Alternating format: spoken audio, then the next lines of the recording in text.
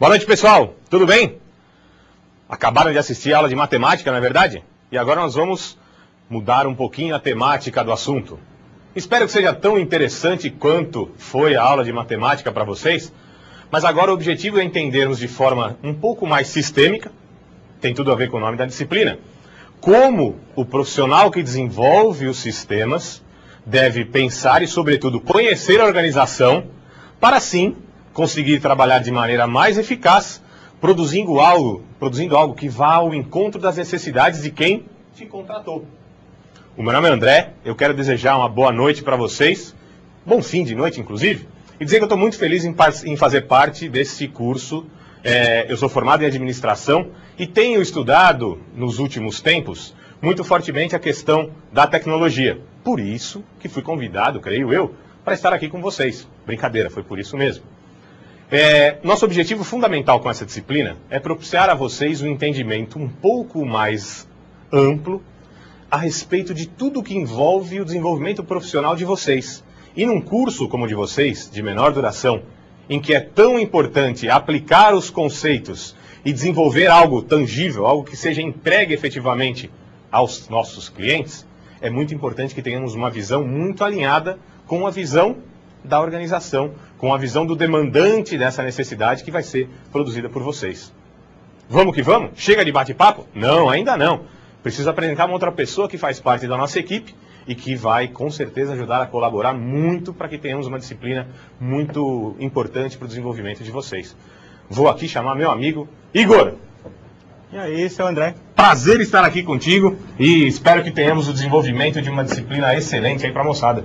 Com certeza. Com certeza será uma disciplina bem proveitosa para o pessoal, até porque tem muita coisa no nosso curso, né, que tem que fazer essa vinculação com a área de administração. E aqui que a gente vai começar então a fazer essa vinculação entre essas duas grandes áreas, né, entre a administração e a informática, mais especificamente o desenvolvimento de sistemas. Meu nome é Igor Yepes, gente. O André talvez esqueceu de mencionar, mas ele também é coordenador aqui na instituição, ele é o coordenador do curso de administração e eu coordeno esse curso de sistemas aqui, junto com vocês. Uma coisa que nós queremos até frisar, André, eu vou aproveitar agora para falar para o pessoal, que acho que é importante frisar essa participação deles no AVA, né? Não sei se você queria complementar alguma coisa, dar uma palavrinha aqui. Muito bacana, sim. Nós temos uma experiência já no outro curso. E aí, aqui, nós dois também, o André Rincon está aqui, o Evanderson está assistindo a gente também, muito importante a participação de vocês. Não dá mais para pensar numa lógica de construção de educação, onde alguém aqui fala e a outra parte escuta. E aí é lógico que, com certeza vocês, com um pingo de raciocínio, já entendem que quando estamos falando da teleaula, não dá para quebrar essa lógica. A gente vai estar aqui falando e vocês vão estar aí ouvindo. Mas os nossos canais de comunicação não se encerram aqui. E aí nós temos o ambiente virtual de aprendizagem justamente propiciado e desenvolvido para que tenhamos essa comunicação bidirecional. Lá a gente fala e vocês também falam, a gente escuta e vocês também escutam. Então é imprescindível, eu queria agradecer já as participações do começo da semana até hoje, de vocês. Foram poucas, eu sei, mas é porque a gente está começando a disciplina agora, mas tenho certeza que vai ser muito importante, tanto para nós quanto para vocês, essa interatividade. Esse é o nosso objetivo. Nós estamos aqui para colaborar com vocês e tenho certeza que todos os inputs, falando numa linguagem que a moçada já entende, que vocês puderem nos dar serão muito, muito, muito úteis para a gente construir a disciplina que atenda a uma especificidade mercadológica, porque o mercado está esperando esse profissional, mas que também atenda até uma necessidade pessoal ou um desejo de vocês em termos do que vocês esperam enquanto pessoas da perspectiva futura profissional de cada um de vocês. Perfeito. Não é isso aí? Então, vamos lá, né? Vamos iniciar o nosso conteúdo de hoje. Beleza, então, acho muito importante para começar a falar, trazer para vocês a ementa da nossa disciplina Fundamentos de Sistemas de Informação. Tá aí, ó. Vamos fazer uma leitura? Teoria Geral de Sistemas, os conceitos e elementos dos sistemas de informação, a tipologia de sistemas de informação. Vamos trabalhar bastante, e aí uma questão muito administrativa, mas que precisa muito fortemente do desenvolvimento de sistemas hoje em dia, o processo de tomada de decisão, os sistemas de informação e o processo decisório. Vamos trabalhar também com a informação em nível operacional e também em nível gerencial. E muito importante a gente saber diferenciar essas duas coisas. E aí tenho certeza que vocês vão conseguir, a partir desses entendimentos, um posicionamento profissional muitíssimo diferente em relação à oferta dos serviços que vocês, enquanto prestadores de serviço, farão no mercado. E aí no mercado, cada um de vocês, todo mundo que faz parte desse grande sistema, que a gente vai ver já, não está aqui para ser mais um. Queremos ser referência naquilo que fazemos. Não é isso que você quer? Ou seja, é muito importante o seu posicionamento acadêmico para que daqui a pouco tempo a gente possa bater no peito com orgulho e dizer, olha, eu consegui realmente me qualificar profissionalmente e consigo me posicionar no mercado de maneira adequada. Esse é o nosso objetivo. E aí preciso que cada um de vocês também se posicione dessa forma, para que a gente no final possa com orgulho dizer que conseguimos alcançar os nossos objetivos. Objetivo, verdade. Vamos lá? Objetivo, olha aí. Quais são os nossos objetivos? Conhecer o conceito de sistema associado à teoria geral dos sistemas, isso já são os objetivos da nossa aula de hoje. Entender as organizações como sistemas abertos. Pô, que raio é sistema aberto? Se existe sistema aberto, quer dizer que existe sistema fechado? Ah, bacana. E é justamente disso que a gente vai falar. Se existe um sistema aberto, quer dizer que existem sistemas fechados. E aí, o nosso papo vai no sentido de que haja um entendimento muito claro de que cada um de nós deve entender a organização como um sistema aberto. E a gente vai tentar trazer historicamente de que forma isso se transformou para que tenhamos esse entendimento atualmente. Introduzindo a disciplina, né? A TGS, que aí é uma sigla para ficar mais fácil para vocês entenderem, Teoria Geral de Sistemas, apresenta um conjunto de conceitos importantes para o entendimento dos sistemas de informação. Olha aí, se eu perguntasse para vocês agora, qual é a palavra-chave desse negócio que está escrito aqui, moçada? O que é? Conjunto? Ah, conjunto. Então aqui, a Teoria Geral de Sistemas traz para nós a necessidade de entender um conjunto de coisas que compõem uma teoria importantíssima para entendermos como nas organizações o profissional, que desenvolve sistemas inclusive, se posiciona para maximizar ou ajudar a melhorar o desempenho e a performance das organizações. Introduzindo ainda esse assunto, né? Não interessa qual é a entidade em estudo, é possível observá-la cientificamente. Por volta de 1940, um biólogo alemão chamado Ludwig von Bertalanffy, consegui falar, Ludwig von Bertalanffy, isso, muito bem. Ele começou a analisar e fazer uma analogia das organizações com os sistemas vivos. E aí no decorrer da aula vocês vão perceber que muitas das coisas que a gente percebe nos organismos vivos, inclusive o fato da gente nascer, se desenvolver e morrer, pode ser tratado analogamente com os sistemas de informação. Vocês vão perceber isso muito facilmente. Algumas questões humanas que a gente observa no nosso corpo servem como uma excelente analogia para as estruturas das organizações, que vocês obviamente devem conhecer para quê? Para conseguir oferecer produtos que se adequem melhor às necessidades que a organização tem. Muito bacana falar disso, entendendo a necessidade de, analogamente, trazer as coisas para a nossa realidade. Então tá aí, ó. Não interessa qual é a entidade em estudo, é possível observá-la cientificamente. Teoria Geral de Sistemas, ciência. Procurar sair da questão empírica, ou seja, eu penso, eu acho, eu acredito, e buscar, a partir de métodos, explicação para as coisas. Não é uma aula de filosofia, nem muito pelo contrário, tem o objetivo de ser, mas não dá para ficar imaginando, as coisas acontecem assim porque tem que acontecer. Não. Veja, se conseguirmos identificar cientificamente os porquês das coisas, obviamente fica muito mais fácil para a gente conseguir tomar as medidas e decidir de maneira a minimizar os riscos ou potenciais problemas decorrentes de ações ocorridas em outros tempos. Ou seja, você vai ser contratado pela organização para quê? Para informatizar a empresa. Talvez não precise de você para isso. Precisa de você para quê? Para fornecer e oferecer à organização uma nova sistematização que possibilite, e aí já é uma introdução muito forte ao que a gente vai dizer, possibilite a integração mais efetiva de todas as áreas que compõem a organização, mas para isso você vai ter que entender de sistema. Sistema. E entender a organização enquanto um sistema. Ainda estamos na introdução, moçada, mas vamos lá. A introdução está indo. Está indo. Então vamos lá. Queria agora que vocês prestassem atenção nesse videozinho. Só volta aqui para mim um minutinho. E, primeira coisa que eu pediria para vocês, não se assustem. Esse vídeo não foi produzido para aula de biologia. A Uniteens, em parceria com a EADCOM, não tem cursos de biologia. Tá legal? Vamos lá assistir o videozinho? Vamos lá. O sistema respiratório tem como função principal obter oxigênio do ar e expulsar dióxido de carbono produzido pelo metabolismo celular. As vias respiratórias comunicam o exterior com os pulmões, que são os órgãos encarregados desta função. Em cada inspiração, o ar penetra através das fossas nasais, onde se esquenta e umidifica, para prosseguir seu percurso através da faringe, laringe, a traqueia e os brônquios, até alcançar a profundidade do tecido pulmonar. Nos alvéolos se produzem um intercâmbio gasoso entre o ar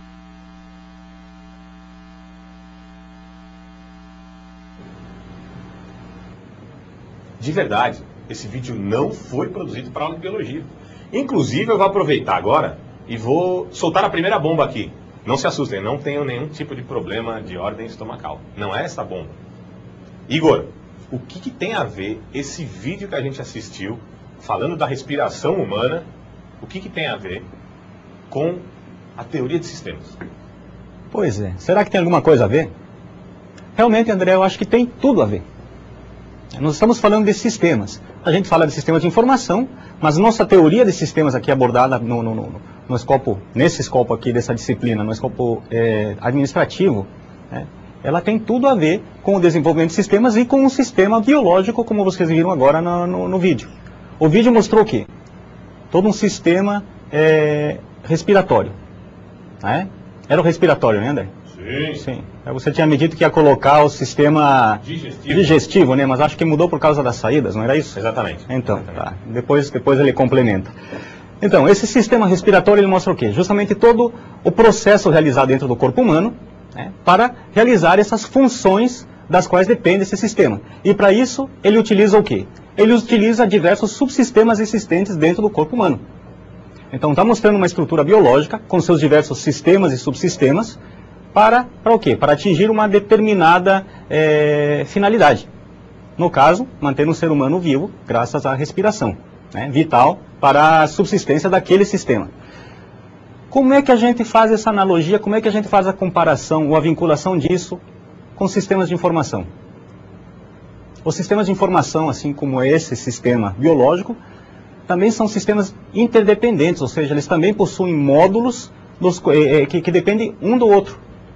Ou seja, eles vão estar trocando informações entre si para quê? Para que o sistema cumpra aquela atividade para a qual ele foi criado, para a qual ele foi desenvolvido.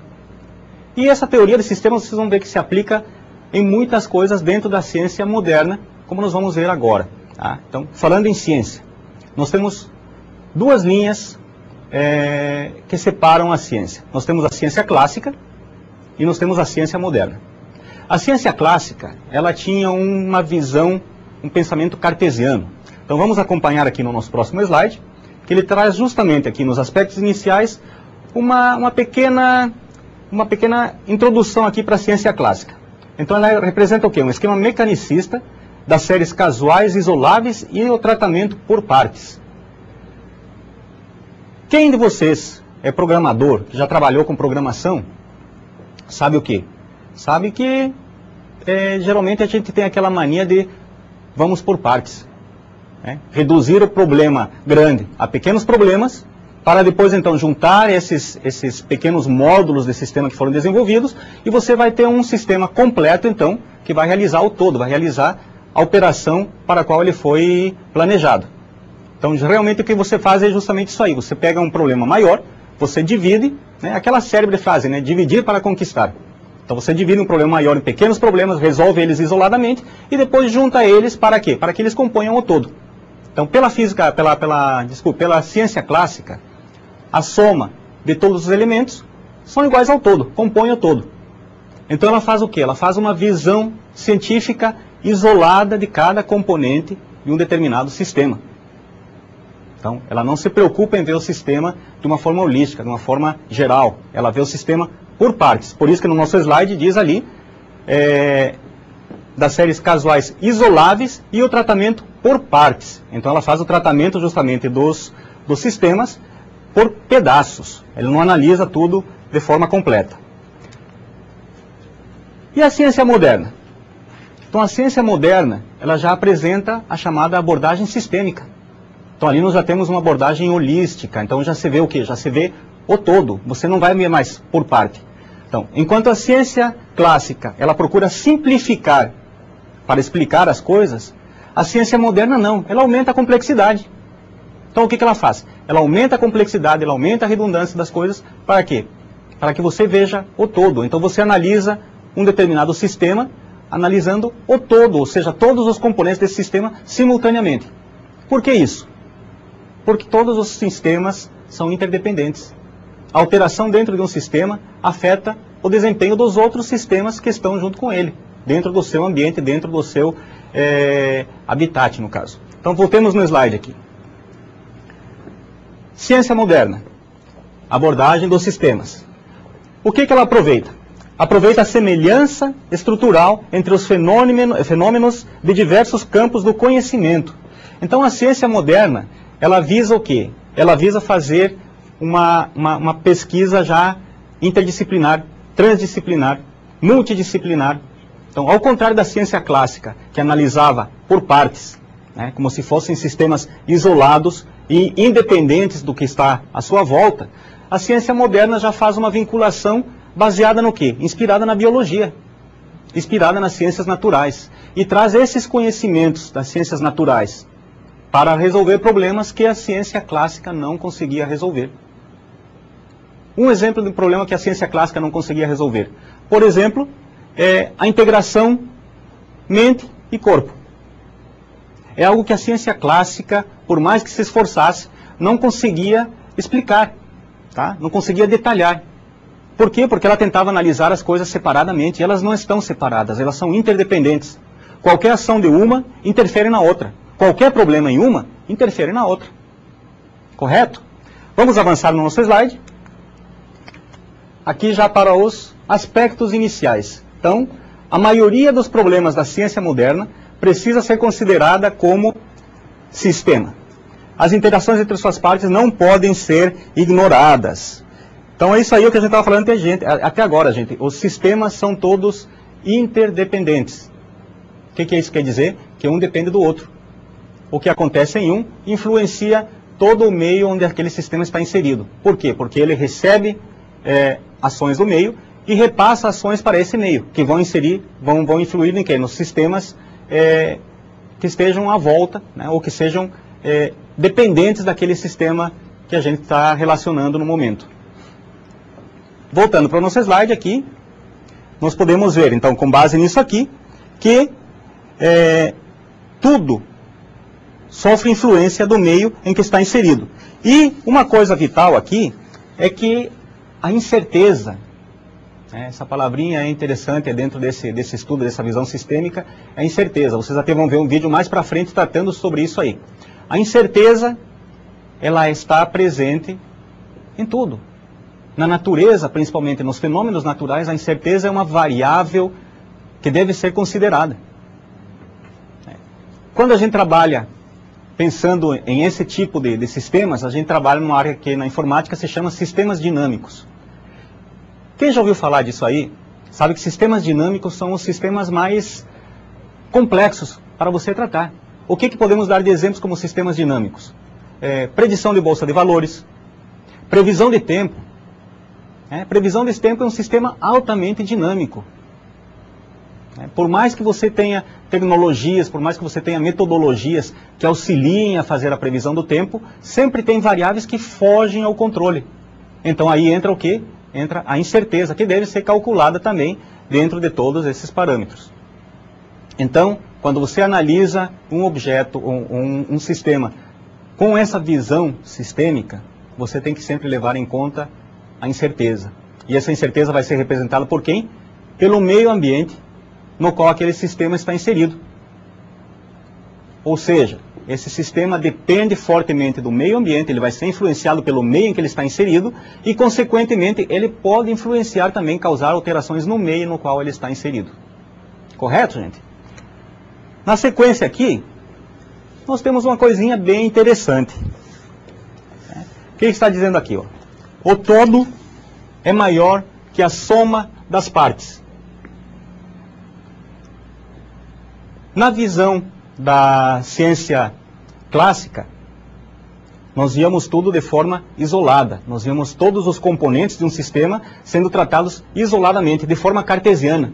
É o que a gente chamava de ciência reducionista. Por quê? Porque ela reduzia a menor parte possível para estudo, a parte mais simples, para daí então, estudando cada componente, você juntar tudo finalmente e compreender o todo.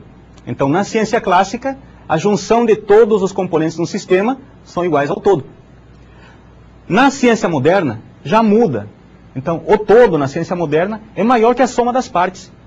Por quê? Porque aqui, segundo a ciência moderna, todos esses componentes do sistema interagindo entre si para um determinado objetivo final, eles superam o todo, não é, André? E aí, Igor, isso tem tudo a ver com uma definição e um conceito que a gente ouve muito no dia a dia, mas que às vezes a gente não identifica como sendo isso. Sinergia. Sinergia. Já ouviram falar disso? Podemos dar um exemplo muito simples, né? Então, o todo é maior do que a soma das partes. Quando a gente pensa na ciência clássica, o todo é igual à soma das partes. Veja, pensando numa perspectiva moderna de ciência e trazendo para uma experiência cotidiana. Vamos supor que eu, com este físico de bailarino que eu tenho, né? O cara quando usa a camisa para fora da calça é porque o negócio está feio, mas enfim. Então, nem tanto. Aqui está faltando até. Vamos supor que eu tenho força suficiente para carregar um saco de 50 quilos. E o Igor também tem força para carregar um saco de 50 quilos. 35, 40. Eu sozinho carrego 50, o Igor sozinho carrega 50. Mas nós entendemos a partir da perspectiva sistêmica que o todo é maior do que a soma das partes. Ou seja, nós vamos colocar os dois sacos aqui no chão. Entendam bem, o meu e o do Igor, né? E aí nós vamos colocar mais um saquinho de 20 quilos em cima. Ou seja, 50 meu, 50 do dele e mais um saquinho de 20. Teremos 120 quilos. E nós dois juntos vamos fazer esse esforço conjugado para levantar. Pensamos na perspectiva clássica, levamos 100. Eu 50, mais 50 dele. Juntos, nós podemos levar 120. Ou seja, se a gente pensa nessa lógica cientificamente, o que a gente automaticamente ganha? Um resultado potencializado daquilo que a gente espera a partir da construção do nosso sistema, que é o que vocês vão fazer. Perfeito. E aí, quando a gente pega isso, não tem como tirar da conceituação. Olha aí, ó. A TGS, a Teoria Geral de Sistemas, é uma ciência geral da totalidade. Uma disciplina lógico-matemática, puramente formal, mas aplicável às várias ciências empíricas. E aonde entra a questão do empirismo nesse sentido aqui colocado? Vou até brigar com ele, porque ele já falou. O ambiente está em constante transformação.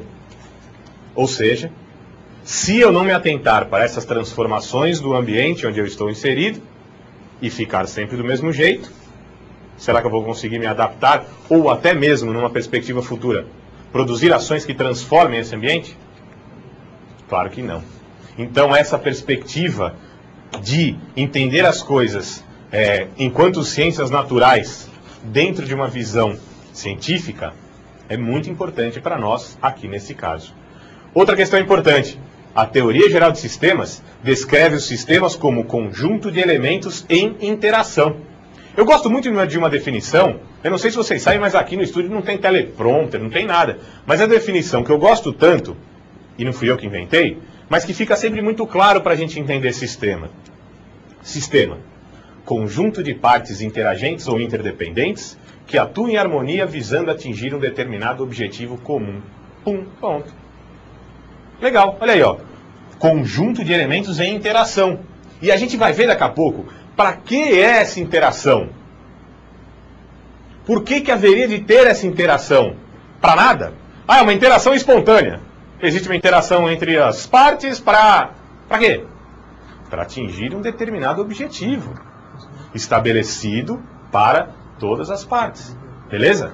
E aí, totalidade de um sistema. Olha aí, os elementos estão estruturados de forma que a organização das partes e suas interações define a finalidade do sistema como um todo.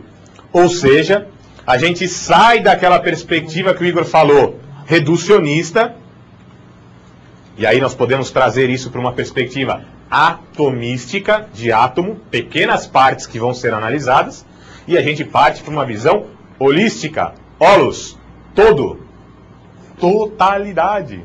Beleza? Tranquilo? Então vamos lá. A totalidade de um sistema é analisada também sob a perspectiva de que os fenômenos descritos por um sistema não se resolvem em acontecimentos locais, isolados e elementares. Claro que não. Se a gente acabou de dizer que é importante sair dessa visão atomística e passar para uma visão do todo, o Igor falou isso muito bem porque tem a ver com uma mudança de paradigma de ciência. Nós não vamos mais analisar de forma local, isolada, um pequeno elemento. É preciso, então, imaginar como se nós fôssemos um sujeito que caiu no meio da selva amazônica e que quando ele olha para os lados ele vê um monte de tronco de árvore, mas não tem a menor noção de onde está. Essa era a visão. E agora? Nós vamos, então, imaginar a seguinte perspectiva. Eu consegui amarrar uma corda nessa minha cintura fina e um helicóptero vai me levantar. E eu vou passar a ter o quê? A visão da totalidade, a visão do todo. É isso. Isso que a gente precisa entender. Não adianta eu entender de um departamento da organização e fazer um sistema para a organização toda. Eu preciso entender a empresa, a organização toda e imaginar como é que eu vou produzir sistemas que ajudem a integrar toda a organização. Legal? Ainda em relação à totalidade de um sistema, as manifestações dinâmicas de um sistema, ou seja, o todo, estão presentes nas diferenças de comportamento das partes. Olha aí, não tem como fugir disso. Cada partezinha, com a sua função, obviamente vai propiciar alteração no sistema como um todo. E aí existem autores que defendem mais essa divisão quase que taxonômica, mas, enfim, subsistema, sistema. A gente pode entender um sistema maior e vários outros sistemas menores, ou um sistema e seus subsistemas, como preferirem. Em relação ainda à totalidade de um sistema, a totalidade de um sistema não é perceptível nem inteligível mediante investigação isolada de suas respectivas partes. Se você olhar com um microscópio uma organização, jamais você vai conseguir enxergar a organização inteira. É a mesma coisa que querer definir como é que é o corpo de uma pessoa olhando o dedinho do pé. A não ser que seja aquele dedinho muito feio, que você fala assim, o dono desse dedinho deve ser feio também. Não tem jeito. Mas enfim, não dá para pegar atomisticamente ou muito pequeninamente e tentar imaginar como é que vai ser o todo. Na abordagem sistêmica, a gente parte do todo e depois começa a identificar como são essas estruturas que compõem esse corpo, esse grande sistema. Legal? Propósitos importantes para a gente pensar em relação à teoria geral de sistemas. Tendência geral no sentido da integração nas várias ciências naturais e sociais. Só isso aí já imputa uma característica muito importante. Apesar do seu caráter lógico-matemático, quando a gente está falando da teoria geral de sistemas, olha aí, ó, ciências naturais e sociais, a gente começa a fugir um pouco de uma perspectiva unicamente quantitativa. É preciso analisar também qualitativamente as relações que se dão entre os sistemas para poder entendê-lo de forma mais adequada. Outra questão importante, outro propósito. Pode ser importante para alcançar uma teoria exata nos campos não físicos da ciência. Por quê? Porque, se estamos falando de novo das ciências não físicas ou dos campos não físicos da ciência, todas essas relações que se dão em termos de sistemas ajudam a gente a entender o todo, a organização na íntegra. E por fim, aqui nos propósitos, vou deixar por último de propósito, desenvolvendo princípios unificadores, aproxima-nos da meta da unidade da ciência. E aí, a gente está falando de princípios. Beleza. Agora, a gente vai falar de algumas coisas específicas né? Já destrinchamos aí os propósitos e agora nós vamos falar, como eu disse, dos princípios da TGS. Igor, equifinalidade, palavrinha um pouco complicada, mas olha, você foi muito feliz aqui na composição dessa imagem, e tem tudo a ver com os caminhos que a gente segue na vida, não é verdade? Exatamente, porque a equifinalidade ela significa o quê? Chegar ao mesmo destino, ou seja, ao mesmo objetivo, com meios ou caminhos diferentes. Ou seja, um dos princípios da teoria geral dos sistemas é justamente essa equifinalidade que vocês vão ver mais para frente, que ela é mais intrínseca dentro de um sistema aberto. Ou seja, esse sistema, mesmo que parta de caminhos diferentes, mesmo que siga decisões diferentes, que trilhe ou tenha inícios diferentes, ela consegue chegar no mesmo estágio final de estabilidade. Enquanto isso, nós temos outro princípio, que seria o da retroação. O da retroação já se trata do feedback que é retornado, que é necessário dentro dos sistemas para que eles consigam chegar naquele estado de estabilidade. Então a retroação o que seria? Seriam os feedbacks gerados pelo sistema, né, para suas novas entradas, para que ele consiga se adaptar, para que ele consiga chegar, independente dos caminhos tomados, independente dos rumos que o sistema, pelos quais o sistema seja conduzido, que ele consiga chegar num ponto de equilíbrio, num ponto de estabilidade final, que seria o seu objetivo para manter a sua sobrevivência. Isso falando de sistemas vivos, sistemas biológicos, e também falando de sistemas de informação, de sistemas empresariais, de diversos tipos de sistemas que podem ser abordados sob a luz da teoria geral de sistemas. Vamos avançar aqui no conteúdo. Nós temos algumas conclusões gerais. Então aqui o que diz? Todo sistema revela um comportamento finalista e possui propósito e uma forma de buscar uma meta. Então, ali tem tudo a ver com aqueles dois princípios que nós vimos anteriormente. Todo sistema tem um objetivo final. Todo sistema existe por algum motivo. Voltando para o nosso slide, nós temos aqui, sistemas fechados não apresentam equifinalidade. Então, lembrem, o que é equifinalidade? Chegar ao mesmo objetivo, chegar à mesma meta, mesmo que trilhando caminhos diferentes. Se um sistema é um sistema fechado, segundo a ciência clássica, ou a ciência moderna, melhor, nós temos sim a existência de sistemas fechados, mas esses sistemas, eles ficam limitados ao tipo de entrada, ao tipo de saída, e o processamento é sempre o mesmo. Eles não têm processo de adaptação. Logicamente, então, eles não têm equifinalidade. Por quê? Porque se por acaso você mudar a entrada de um sistema fechado, que já são entradas bem restritas, com certeza as saídas também vão mudar. Enquanto que num sistema que tem equifinalidade, ou seja, num sistema aberto, mesmo mudando as entradas, ele tem um processo de adaptação, por meio do feedback, da retroalimentação do sistema, e ele consegue gerar a mesma saída. Então ele consegue se adaptar, ele se adapta ao ambiente para continuar no equilíbrio, gerando as mesmas saídas para as quais ele foi desenvolvido. Enquanto um sistema fechado é tão rigoroso a forma que ele trata os dados lá dentro, que se você mudar as entradas, mesmo elas sendo totalmente diferentes e incompatíveis com o seu processamento, ele vai continuar processando do mesmo jeito, gerando saídas totalmente diferentes ou incoerentes, o que pode culminar com o quê? Com o falecimento do sistema. Finalmente, nós temos aqui, então, os fechados não apresentam equifinalidade e os abertos apresentam, Todo organismo vivo é um sistema aberto em estado estável. Isso aqui se torna óbvio. Por quê? Porque se ele não estivesse em estado estável, ele já teria falecido, já não seria um sistema vivo.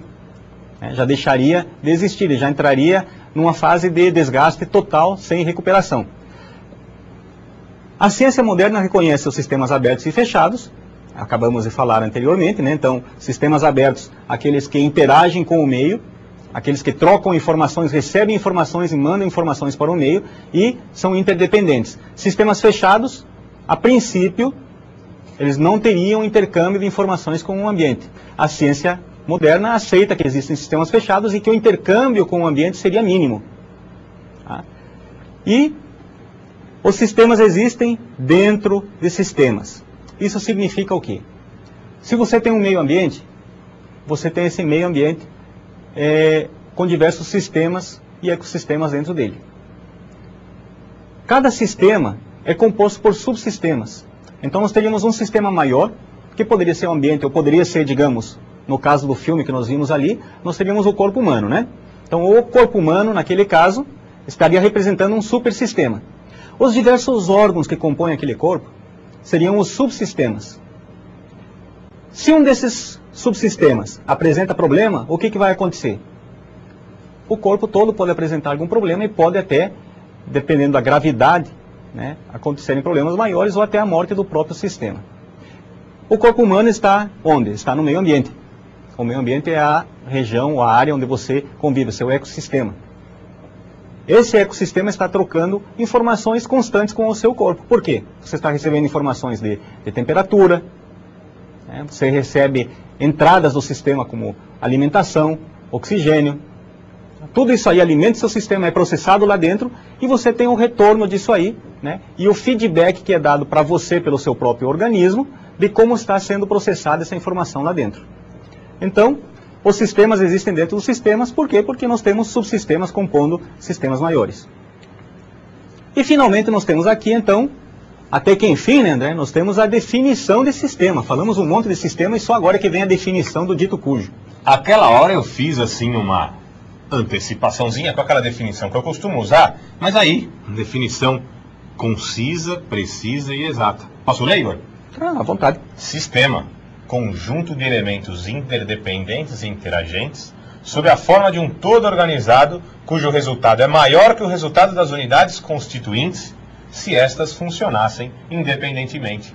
E aí a gente traz de forma bacana de novo aqui o conceito de sinergia aplicado à definição de sistemas.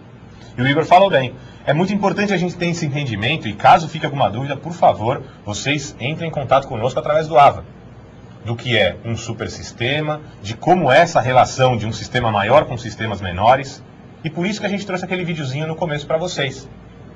Espero que tenha ficado claro com ele. Então o corpo humano ali representando um supersistema, e aí cada parte do sistema respiratório ajudando também nessa composição e nesse entendimento. E aí os alvéolos, o pulmão, cada uma das partes constituintes, sendo os subsistemas ou os sistemas que sustentam esse supersistema.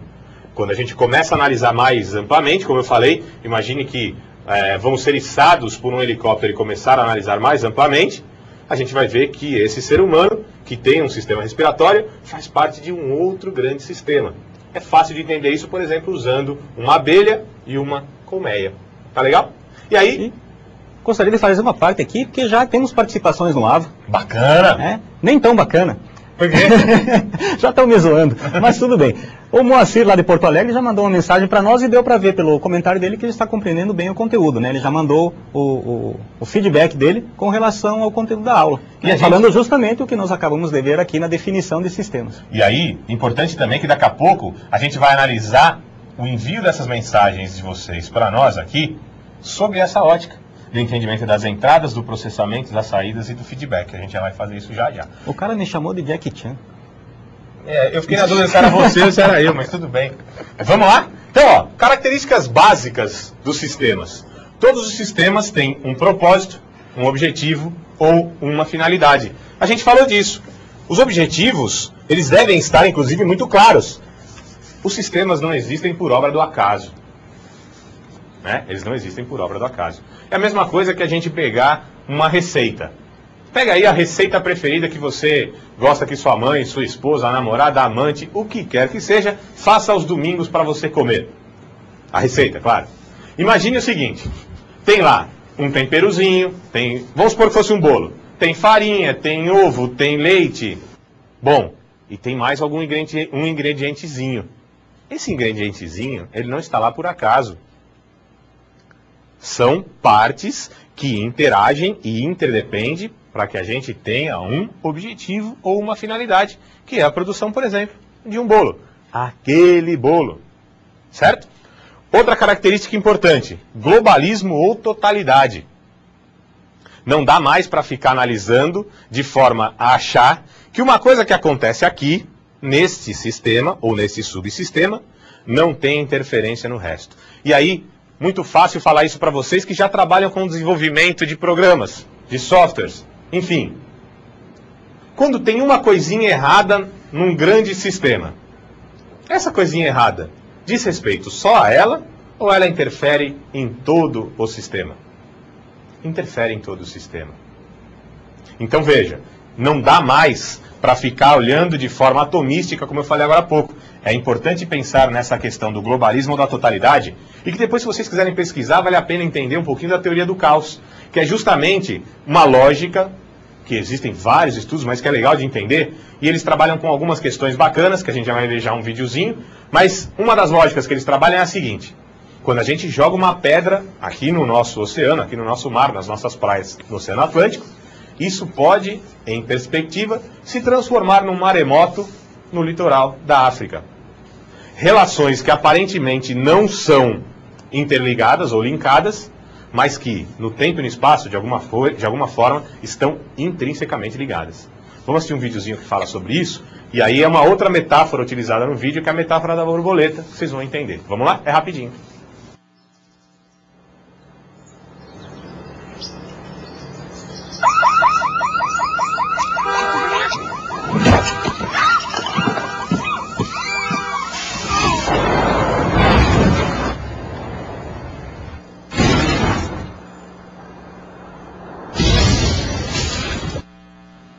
Bacana? Bacana?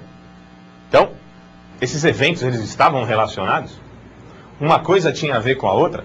Este cidadão aqui que acabou pagando o pato de ter o seu telhado destruído, tinha o que a ver com o início da conversa? Nada. Agora, pare para analisar a sua vida e veja como coisas que a princípio não estão relacionadas com você, obviamente interferem. Para parar por aqui, para a gente não ficar alongando. O efeito estufa. O aquecimento global. Opa, eu não tenho nada a ver com isso. Todo mundo tem a ver com isso. Por mais que eu não entenda as minhas ações como sendo causais para esse processo, de alguma forma, obviamente, elas interferem nisso. E é por isso que a gente precisa parar para pensar e analisar as coisas de forma mais holística, obviamente mais sistêmica. Outra questão importante, outro fenômeno sistêmico, não é o Ronaldo, mas é um fenômeno. Entropia, tendência que os sistemas têm para o desgaste. A gente poderia usar aqui um exemplo clássico, falando de um software chamado, na verdade um sistema operacional chamado, acho que é janelas, é que eu não sei a tradução para o inglês, mas enfim, vamos lá. Por que que há necessidade de uma transformação, em alguns casos muito grande, em relação a esses sistemas operacionais? Por quê? Porque há uma transformação no ambiente e é preciso que esse sistema se transforme para se adequar a esse novo ambiente.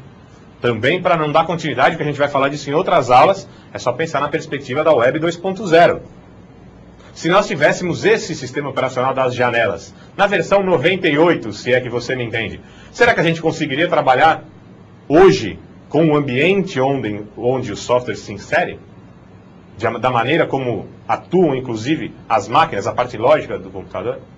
A parte estrutural, a parte física do computador, desculpa. Então, muito importante pensar nisso.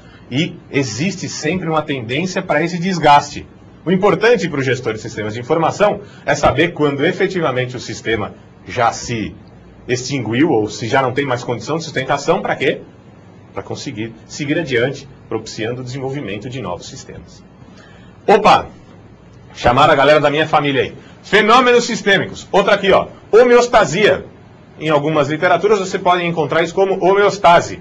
É a tendência que os sistemas têm de encontrarem-se em equilíbrio. E a gente pode trazer uma questão muito humana para isso. Desculpa a escatologia. Quando a gente entra naquele banheiro de rodoviária podre, que você já entrou aí na sua vida, nessas viagens malucas que você faz, eu também já entrei, qual é a primeira impressão que a gente tem com o cheiro? O nosso sistema respiratório, fazendo de novo uma analogia com o corpo, ele se assusta, porque aquele cheiro não é um cheiro bom. O que acontece depois de um tempo? Ele se adapta. Por quê? Porque ele entra em desequilíbrio, mas por conta desta função dos sistemas, ele vai encontrar num momento posterior um equilíbrio. Aquele mesmo equilíbrio? Não.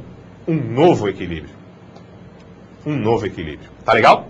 É facinho de entender. Então, é a tendência que os sistemas têm de encontrar ou de estarem em equilíbrio. E aí, importante, ó, dinamicamente, ou seja, em eventos sucessivos e dinâmicos.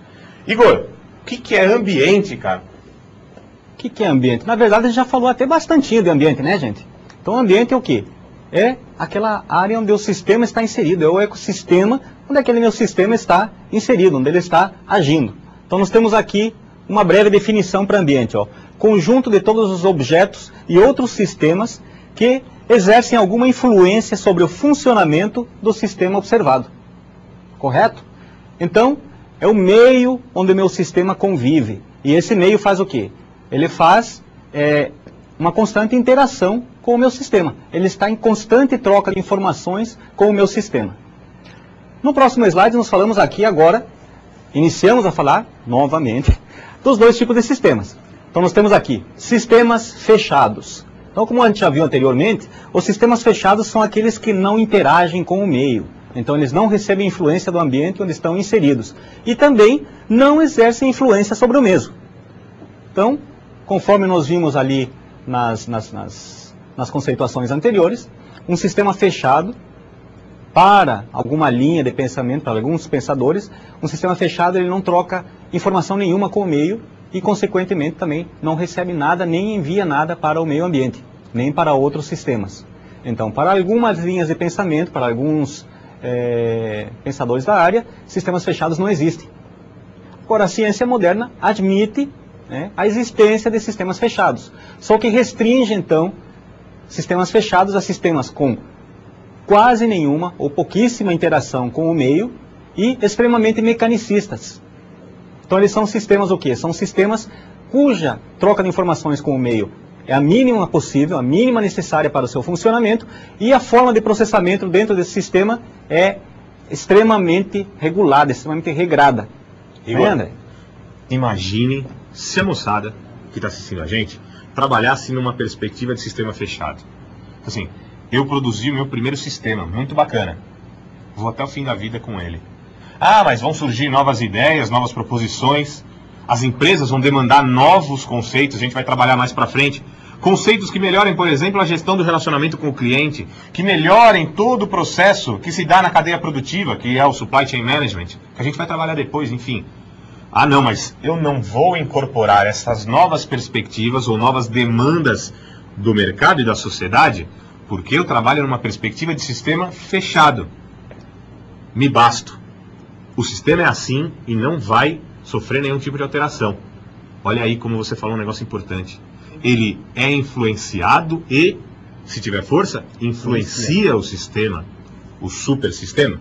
Daqui a pouco, a moçada, que tem qualidade, que tem bala na agulha, vai conseguir desenvolver um aplicativo que até então as empresas não pensaram ainda, mas que pode ajudar a melhorar a rentabilidade de uma empresa. Chance de sucesso ou não? Muita chance. Precisa fazer o quê? Entender a perspectiva de um sistema como um sistema aberto, que sempre está em constante interação com o ambiente, fazendo com que? Fazendo com que essa influência possa resultar em produtos melhores para atender as demandas que são advindas do próprio ambiente. E vocês vão entender melhor ainda a importância dessa disciplina na nossa área de desenvolvimento quando vocês chegarem na parte de engenharia de software ou na parte de planejamento de software, de projeto. Por quê? Porque vocês vão ver o ciclo de vida do sistema. Sistema computacional mesmo falando. Então, todo sistema computacional ele tem um ciclo de vida, ele tem uma vida útil. E essa vida útil, como já foi colocado pelo André antes, falando de um certo sistema janelas, Exatamente. Essa vida útil depende do quê? Das constantes atualizações do sistema. Essas atualizações seriam o quê? As adaptações desse sistema, que a gente já comentou anteriormente. Então você vai adaptando aquele sistema para que ele entre novamente no estado de equilíbrio, ou seja, que ele continue sendo útil, que ele continue com a sua vida ativa. Alcançando seus objetivos. Alcançando os seus objetivos finais. Por exemplo, qual é a tendência, fazendo só um parênteses grande aqui? Bom, a tendência é que os sistemas sejam pensados, que já muitos vêm sendo, em termos de telas que sejam utilizadas a partir do toque humano, as famosas telas touchscreen. É o avanço das interfaces, né? Eu produzo sistemas. Eu tenho que pensar sobre a ótica das interfaces para produzir os meus sistemas? Tem que, porque cada vez mais os sistemas estão migrando para uma ergonomia melhor, ou seja, uma melhor interação com o usuário. Eles têm que ser mais intuitivos, uma interação com o usuário mais avançada. Hoje em dia nós já temos equipamentos que permitem isso e vocês facilmente acham até no YouTube diversos vídeos mostrando softwares com uma interação cada vez mais, como é que eu vou dizer, me fugiu a palavra? Intuitiva, exato. Obrigado pelo esforço ali. Valeu. Tá? Continuando aqui então, sistemas fechados. Não recebem influência do ambiente onde estão inseridos, também não exercem influência sobre o meio. E nós temos então os sistemas abertos. Então eles sim, eles estão em constante intercâmbio de informações com o meio. Sistema aberto é permeado de informações que recebe do meio e envia informações de volta para o meio que vão influenciar no quê? No próprio meio ambiente ou nos sistemas que estejam ali no seu entorno. Ainda sobre sistemas abertos, e voltando àquilo que a gente estava falando agora há pouco, nós temos a capacidade de adaptação. Então, os sistemas abertos possuem capacidade de adaptação, ao contrário dos sistemas fechados. Então, essa capacidade de adaptabilidade seria o quê? Um processo contínuo de aprendizagem e de auto-organização, associada com entropia, que já foi explicado pelo André anteriormente, e homeostasia. Então, associada por quê? Porque o sistema tem que ser desenvolvido e constantemente atualizado de acordo com as exigências do meio. A cada atualização, ele sofre um desgaste, é atualizado e ele entra novamente num estado de equilíbrio, então numa nova homeostasia. Para posteriormente, novamente, ele ir se degradando e passar por todo esse ciclo até que chegue realmente o final, no momento em que não dê mais para atualizar, que não dê mais para que esse sistema perca ou atinja o final da sua vida útil. Correto? Avançando, ainda sobre sistemas abertos, nós temos aqui, usados para descrever a realidade em diversos níveis de abordagem. Então, como a gente falou já, a gente vai utilizar sistemas abertos para quê? A teoria geral de sistemas. Para a descrição de indivíduos, de grupos, de organizações, de sociedades. Então, com tudo isso aí, a gente consegue fazer uma abordagem científica com uma visão holística, ou seja, uma visão do todo, usando a teoria geral de sistemas. E como é que a gente poderia descrever um sistema? A gente já falou de entradas, a gente falou de processamento, a gente falou de saídas do sistema, a gente falou do meio ambiente, a gente falou de feedback, e a gente tem aqui uma pequena demonstração gráfica, né, André? Show de bola, Igor. Aqui, eu digo sempre, quando existem esses casos, a imagem vai falar mais do que 1000 palavras e explica melhor até do que o que a gente possa fazer. Então veja, ó, parâmetros dos sistemas, e aí é para a moçada não esquecer jamais, entrada, processamento, saída, e aqui a retroalimentação. Importante, a gente vai trazer as nomenclaturas em outras línguas, mais o inglês, que também é muito utilizado, para que nunca se confunda isso, apesar que eu creio que vocês já têm um entendimento muito bom a respeito. Então a gente tem aqui, inserido nesse ambiente, e aí nós temos as entradas, que também são chamadas de inputs. Aqui nós temos o processamento, onde se dão os processos, vejam, o sistema aberto, que são os throughputs, e nós temos aqui as saídas, também chamadas de outputs. E aqui embaixo nós temos esta linha, que é a retroalimentação, retroação ou feedback. Vamos trazer para uma situação bem prática? Então aqui, ó, vou voltar lá para a receita do bolo da sua avó. Posso? Permite? Então vamos lá. As entradas: os ovos, a farinha, o leite, o chocolate. Beleza. Tudo isso vai ser processado. E aí, muito legal, porque isso é chamado de black box, a caixa negra do processamento. Então aqui, o processamento vai se dar aqui dentro. E aí nós teremos, por fim, as saídas, que no caso vai ser o bolo. Legal? O bolo. Saiu o bolo. Se ele ficar aqui parado e ninguém experimentar, a gente vai conseguir chegar à conclusão de se ele está bom ou não? No caso de um bolo, que depende do paladar, não. E aí, vamos fazer este bolo ser degustado. Este bolo vai para degustação. E aí é que nós vamos obter a retroalimentação.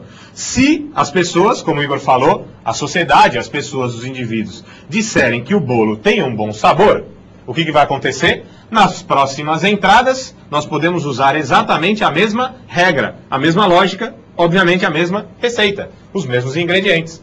Se nesse feedback, nessa retroalimentação, tivermos noção e conseguirmos até, pensando numa perspectiva de sistemas de informação, coletar dados que nos indiquem que o bolo não estava muito legal, o que a gente vai fazer? Propiciar ajustes no sistema a partir de novas entradas ou diferentes entradas que serão novamente processadas para gerar o quê? Uma saída diferente da saída gerada inicialmente. Por quê? Porque o feedback, a retroalimentação, nada mais é do que o ajuste fino que vai ser feito ao sistema a partir das percepções e análises feitas em relação à perspectiva da saída com o objetivo que foi traçado aqui inicialmente. Temos um objetivo, o sistema tem um objetivo. As saídas estão de acordo com os nossos objetivos? A nossa retroalimentação diz que não. Ou seja, precisamos trabalhar novamente no sentido de produzir entradas que nos propiciem alcançar os objetivos inicialmente propostos. E aí, para não esquecer, a gente traz essa perspectiva. Nos sistemas abertos, as organizações empresariais podem ser vistas como verdadeiros sistemas abertos. Por quê? Porque elas buscam a todo momento, inclusive planejam e produzem os seus sistemas para que obtenhamos dados suficientemente claros para termos noção de se o que a gente fez estava de acordo com o que a gente planejou. O gestor que contratou você para fazer o desenvolvimento desse sistema.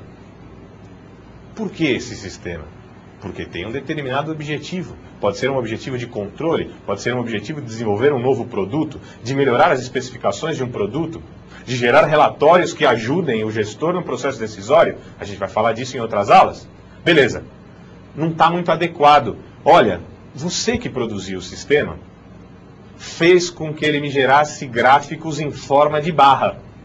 Mas, para o meu entendimento, e quem está te contratando sou eu, claro que isso vai ser falado com muita educação, eu gostaria que você providenciasse que as saídas, esses relatórios que eu preciso, que por isso pedi para que você desenvolvesse o sistema, para melhorar o meu processo decisório, fossem gerados em forma de pizza. Não é porque eu sou gordinho e gosto de comer pizza, mas é porque olhando em forma de pizza, eu consigo uma melhor noção de como vou proceder no meu processo decisório.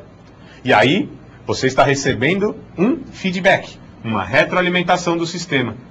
Você vai, então, replanejar ou redimensionar o sistema para produzir as saídas de acordo com o que o demandante, no caso, o gestor da empresa, está lhe pedindo. Beleza. Vocês aí, nas telesalas, enviam para a gente mensagens, certo? Elas são processadas no ambiente virtual de aprendizagem e aparecem aqui para a gente, para que nós tenhamos o quê? Um feedback em relação ao desenvolvimento do nosso trabalho. Será que, por exemplo, a partir do que vocês nos indiquem, nós podemos mudar alguma coisa na dinâmica da aula? Opa! Ah, será que vocês não poderiam colocar alguma coisa diferente? Ou eu não entendi muito bem isso que foi dito. O que é isso para nós? Em termos de sistemas de informação, nada mais do que o feedback, que vai ajudar ao quê? A regular novamente o sistema, que pelo princípio da homeostase vai sempre buscar dinamicamente um equilíbrio. E aí, voltando aqui para o último slide que a gente conversou, olha, as organizações empresariais podem ser vistas como verdadeiros sistemas abertos, porque estão em constante troca com o ambiente, estão constantemente sendo influenciados pelo ambiente onde se inserem e têm verdadeiramente uma vontade, uma vocação para fazer o quê? Influenciar também o ambiente. Nós somos influenciados pela tecnologia? Sim. Mas a tecnologia é produzida por quem? Pelo ser humano. Opa! Então, essa perspectiva de via de mão dupla é muito importante. Igor, é muito importante que cada um de nós tenha essa noção muito clara em relação a como a teoria geral dos sistemas é importante para que o entendimento que se tem da produção, de como vão se estruturar os sistemas de informação, aí sim sistemas de informação, e quando a gente tem esse entendimento mais amplo, holístico, macro, do todo, fica mais fácil para buscar nas especificidades de cada organização o que precisa ser feito para que a organização seja vista e se desenvolva como um todo. Ah, o departamento financeiro da nossa empresa está muito bem. Ah, é? Sim. Mas e as pessoas trabalham contentes lá na sua empresa? Não. Opa. Então, se eu analisar o sistema ou a área financeira, que é um subsistema, eu vou achar que as coisas estão a mil maravilhas, ou às mil maravilhas. Mas se eu analisar a organização como um todo, vou ver que as pessoas estão insatisfeitas. E que, de repente, não adianta nada remunerar muito bem as pessoas se não tiver um reconhecimento, educação, um tapinha nas costas, conversar e se relacionar com as pessoas de maneira adequada. Ou seja, não dá mais para continuar com essa visão pequena, olhando as coisas assim, microscopicamente. É preciso que cada um de nós tenha essa perspectiva, essa percepção de ampliar a maneira como a gente enxerga. Enxergando o todo, fica mais fácil para depois buscar as particularidades e aí sim, produzir os ajustes necessários para que o sistema atue de maneira mais adequada. Perfeitamente. Perfeitamente. Esse sinal que a moçada fez pra gente aí, assim, é um facão, alguma coisa assim, ou tá pedindo para ir embora? Acho que estão mandando a gente embora. Essa chave que vocês estão balançando é a porta do estúdio. Ah, muito bem. Pessoal, queria reiterar aqui a satisfação de fazer parte dessa equipe com essa figura excelente. A gente que agradece. Eu falei que outro dia numa aula que era uma figura impoluta, ele me xingou, mas brincadeira dele. Mas, olha, Evanderson, André Rincon, eu, outro André, Igor, estamos com certeza à disposição de vocês e vocês tenham certeza que a nossa dedicação vai ser muito grande para que a disciplina seja muito útil para o desenvolvimento de vocês enquanto profissionais. De novo, satisfação muito grande estar aqui com vocês. Espero que a nossa relação seja muito boa e que, como um casamento, as duas partes fiquem muito felizes. Valeu, Igor? Perfeito. Obrigado, cara. Amigo, brigadão por tudo, gente. Até a semana que vem. Valeu.